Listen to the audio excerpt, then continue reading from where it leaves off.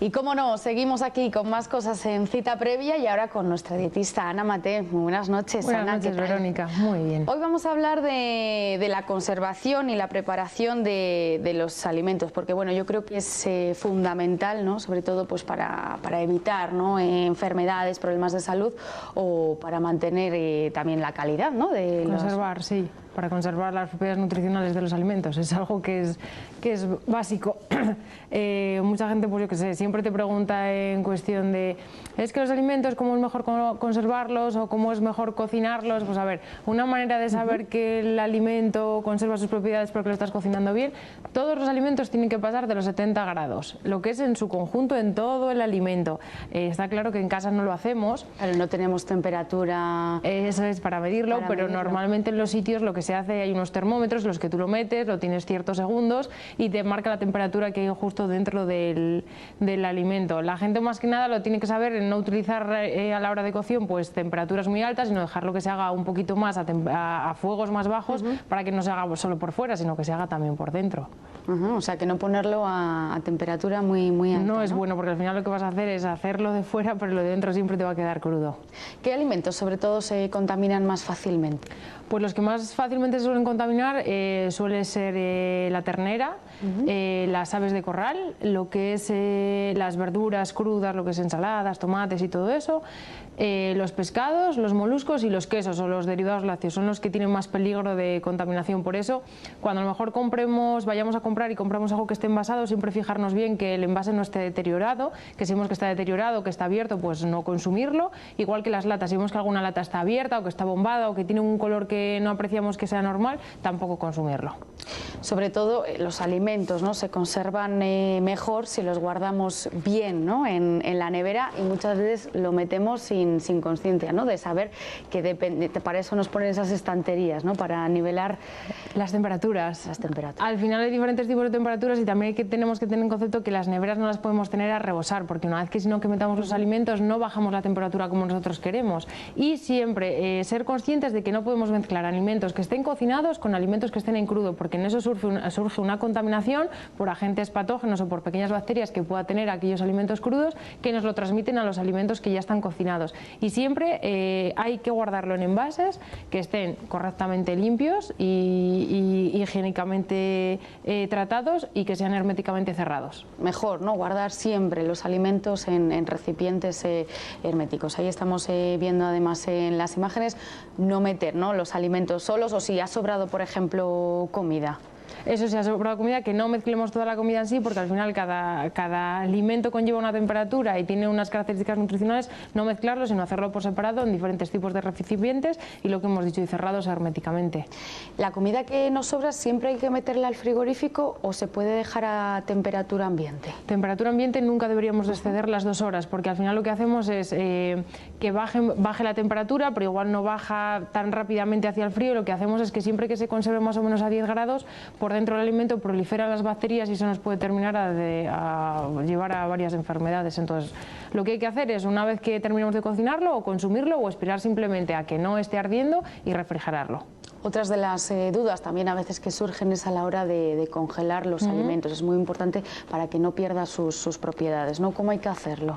Pues eso siempre se debe hacer o con plásticos o con las típicas bolsas de polietileno, ¿vale? Que ahora las venden, son termoselladas, las venden en cualquier supermercado e incluso tienen la típica parte blanca para que podamos escribir el tipo de pescado o de carne que estamos congelando, que es habitualmente lo que solemos congelar, carnes, pescados o mariscos. Hay que congelarlo cuando el alimento esté en buen estado, no esperar a que el alimento esté pequeñamente deteriorado para congelarlo, sino una vez que lo obtengamos y sabemos que no lo vamos a consumir, pues congelarlo cuanto antes, mucho mejor. Y tener en cuenta el tiempo de congelado, que no pensemos que porque un alimento lo congelemos ya su vida es de aquí a infinita, sino que hay diferentes... dependiendo de lo que vayamos a congelar, pues tiene diferentes tiempos de congelación, como por ejemplo, si hablamos de la carne, dependiendo de qué tipos de carnes, por ejemplo, como es la carne de cordero o la carne de ternera, en el caso de que no esté cocinada, como máximo habría que congelarlo 9 meses. Si la cocinamos o está cocinada, podríamos tenerlo incluso a 12 meses. Si hablamos, por ejemplo, del cerdo o de las chuletas de cerdo, si no están cocinadas, estamos hablando de que sería 6 meses y sin embargo si las cocinamos podríamos alargarlo hasta 12. Y el pollo y el pavo se conservaría 12 meses siempre que lo conservemos fuéramos en entero, o sea, que no esté troceado, que no es el caso cuando estamos en una casa o claro, en que lo el hogar de pechugas. Eso es, cuando tú lo tienes ya troceado, como pues a las pechugas o los muslos de pollo, sería como un máximo de 9 meses, y las salchichas que compramos elaboradas o las hamburguesas, un máximo de 2 meses. Si luego 2 meses. Si luego nos fuéramos a los pescados magros o los pescados blancos, esos se pueden conservar como un máximo de 6 meses congelado. El pescado azul o el pescado graso, ese sería de máximo 4 meses, pero si le tenemos elaborado, ese sí que le podemos alargar a 6 meses.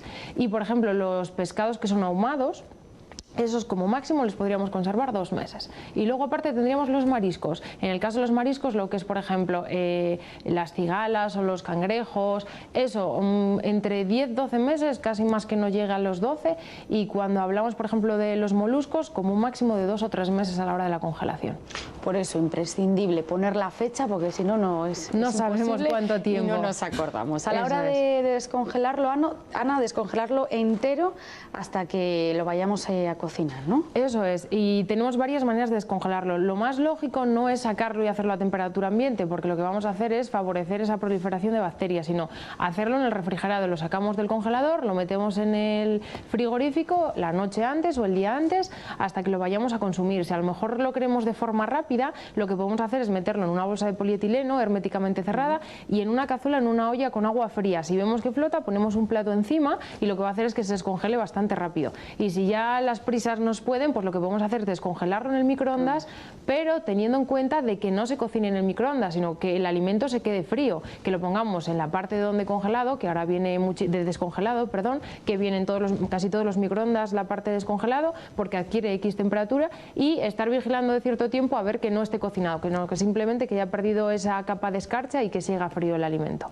Bueno, estos son algunos consejos que podríamos dar muchos más, que espero que les sirvan. Ana, vamos a dar un menú para esta semana o para mañana mismo. Bueno, pues vamos a tomarnos un vasito de leche, ya sea con café, con descafeinado o con colacao, y vamos a hacernos unas tostadas con mermelada. Si es mermelada casera, pues mucho mejor. Y si no, pues la mermelada que a cada uno más nos guste. A media mañana vamos a comernos unos frutos secos. Siempre ahora tiramos más de las nueces, pero pueden ser avellanas, pueden ser almendras, pueden ser anacardos, eso sí, en su estado natural. Y para comer vamos a hacernos por una ensaladita de verduritas con arroz y con unos taquitos de jamón york o de pechuga de pavo. De segundo nos vamos a poner un pez espada y de postre vamos a comer unas ciruelas o un kiwi, lo que más nos apetezca. Y para merendar, pues ese vasito de leche con galletas, o en su caso vamos a sustituirlo por un trocito de queso fresco con unos biscotes.